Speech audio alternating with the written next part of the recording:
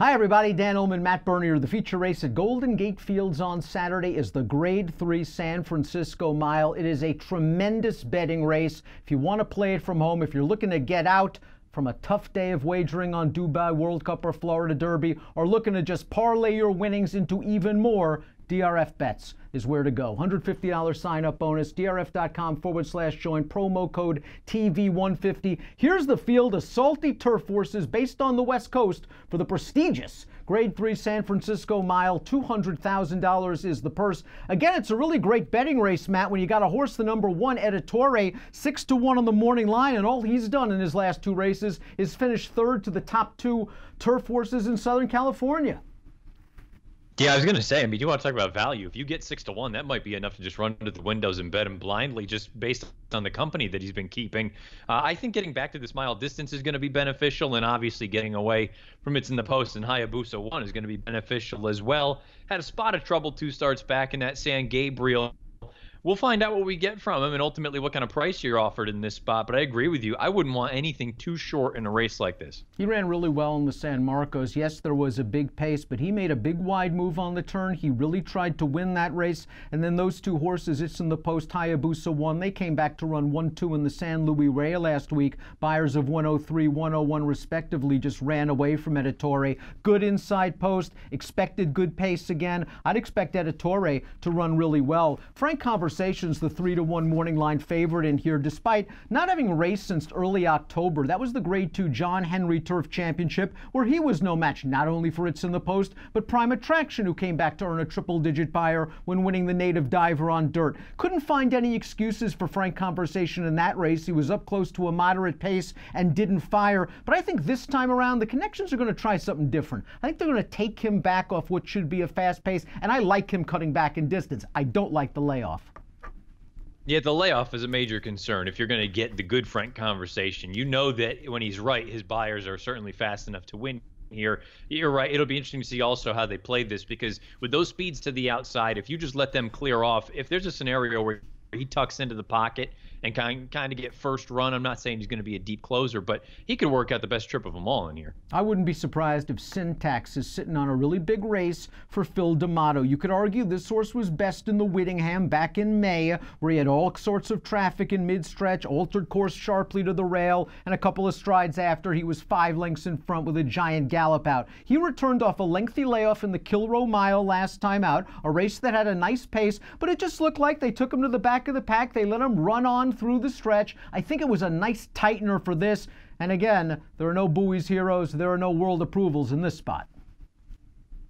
Yeah, it could be as simple as just class relief. I mean, class relief can go so far, and especially in a race like this. And I wonder if he gets a little bit lost in the shuffle, too. I'm not suggesting he's going to be a giant price, but if you get the 4-1 morning line, if you get 5-1 on him for D'Amato second off the bench, he's probably going to be tighter this time around. You could do certainly worse from a gambling standpoint. The X factor in this race is the Chilean Invader, the number 10, Full of Luck, who was the beaten favorite in one of the win-and-you're-in races for the Breeders' Cup Mile way back in May in Chile. After that race, they dropped this horse in class. He reeled off 3 consecutive wins. He's now with Hollendorfer. He's now getting Lasix. He's also coming off of a long layoff, and you have to wonder if he's had enough time to acclimate. At 5-1 on the morning line, that's actually a nice price considering this horse's resume, but you and I were talking beforehand. We have a feeling this horse gets hammered at the windows. Yeah, because it seems like there's been a little bit of buzz and a little bit of talk about this horse for quite some time. I think he's going to get hammered. Hollendorfer, for what it's worth, this is not usually a positive move. Coming off of a layoff, he doesn't usually do well first out with foreign shippers. I wonder if this is a horse that you're going to see improve with some more time here and some more racing. It's also worth noting, though, hard not to see Flavien Prat's name on there and be interested knowing that he's making the trip up to Northern California. We mentioned the pace in this race. Timeform US agrees with us. As we throw up the pace projector, we see a red bar. That indicates that Timeform US believes that the pace will be fast. They have the 11 Many Roses, the pace setter in last year's San Francisco Mile, out there on the lead. Last year he ran just fine against that salty old-timer Alert Bay, but I think you could make the argument that this year's San Francisco Mile field is a lot tougher. Many Roses does have 2 races on the comeback. He should be primed third start back, but if he has to go fast early against this field, he could be in trouble.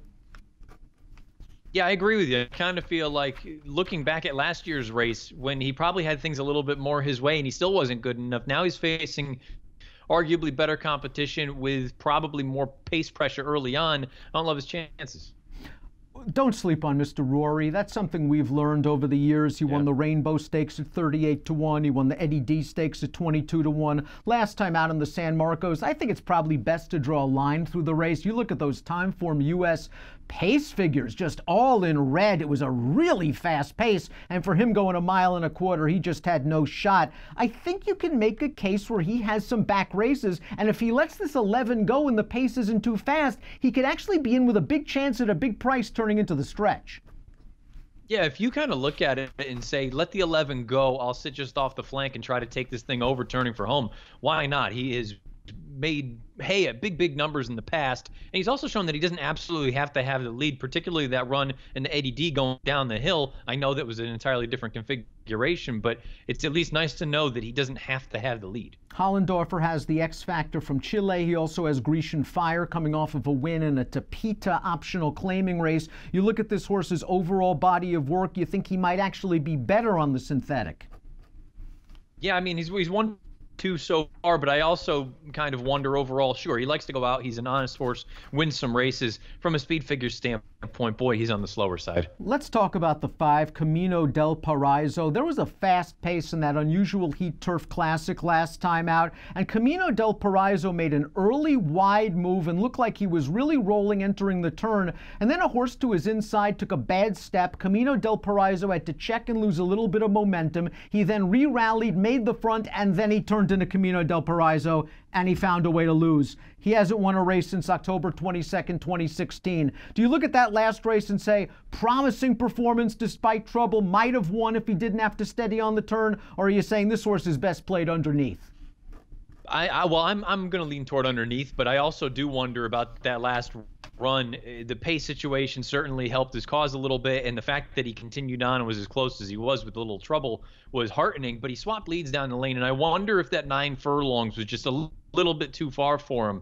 Now you get back to 8, maybe that's going to be beneficial. Having said that, he's still kind of difficult to trust on top. You know I'm a big fan of the number 9, Bird is the Word, and the last time we saw him in the Obviously Mile, he just got wired by Blackjack Cat, who went out there and set a nice leisurely pace. Bird is the Word had a good trip in the pocket, but he didn't have as good a trip as Blackjack Cat, and he basically followed that horse home to finish an okay second with a career best 92 buyer. Blackjack Cat was in good form. He returned out of that race to run 3rd in the Breeders' Cup Mile. This layoff, though, I have to admit is a little bit worrisome for me, but this is a horse who's better than he looks on paper.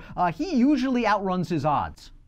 Yeah, I was going to say, I mean, he's an honest horse. He shows up and, okay, he's only 2 for 14, but he usually comes with a pretty good effort. And if you think this is it's a good field, but it's not a star-laden field, if you don't think that the Hollendorfer first-timer coming in for North America can get it done, if you don't trust any of the other Southern California horses, why not this horse at what should be a very, very good number? Aqua Frio, a winner and an optional claimer last time out on a synthetic surface, 3rd start of the form cycle for Blaine Wright, a very good trainer in Northern California, but this horse must improve. Yeah, Blaine Wright's done some good things. This horse, though, if he gets in, it's going to be a major tip of the cap. No More Talk hasn't run on turf since October, since finishing 6th in the Maryland Million Turf. All things considering, a race with no pace. He didn't run badly. That race has produced a couple of next out winners. It's just slow in comparison to the horses he's facing on Saturday. If he wins, you deserve every dollar. Let's take a look at our top picks for this race, because I love the loyalty. You're back with Flamboyant. You loved him in the San Gabriel, and listen, he was just so far back. I think Drayden Van Dyke said those were just real lazy coming out of the gate, and the next thing you know, he's 20 lengths out of it, and he came with a real strong run to finish second to It's in the Post. What happened last time out on the San Marcos? He got pace, he didn't fire.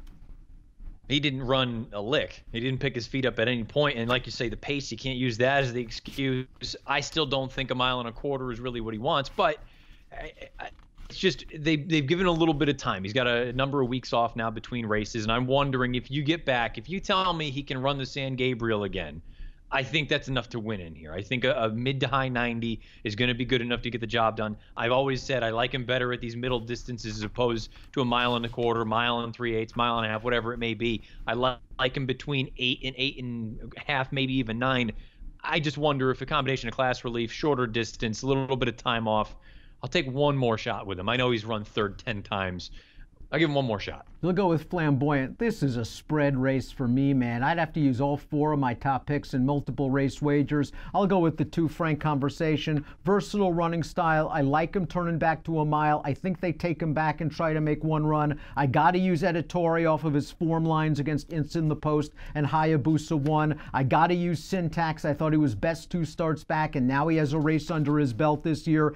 And even old Camino del Paraiso. I agree with you that turning back might be the key for this horse. Maybe it's time for him to get an overdue win. 2-1-3-5 for me in the San Francisco Mile. If you're betting the Golden Gate Saturday card from home, if you're betting Dubai, if you're betting Gulfstream, if you're betting everywhere basically, DRF Bets is where to go. $150 sign-up bonus, drf.com/join, promo code TV150. Approximate post time for the San Francisco Mile, 4:13 Pacific on Saturday. Best of luck.